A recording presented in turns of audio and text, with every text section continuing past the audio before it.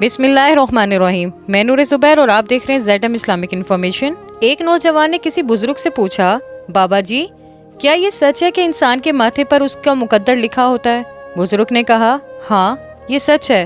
तो नौजवान ने कहा, अगर ये सच है तो लोग क्यों कहते हैं कि इंसान अपनी तकदीर खुद बनाता है?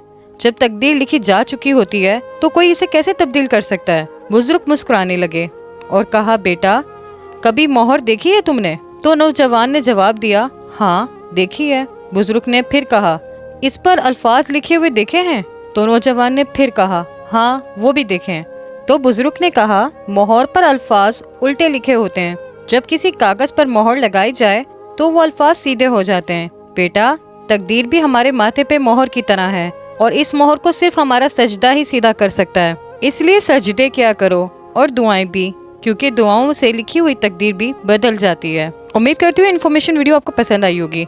कमेंट्स में अपनी राय का जरूर इजहार कीजिएगा। अगर वीडियो पसंद आई तो मेरी वीडियो को लाइक और चैनल को सब्सक्राइब जरूर कीजिएगा।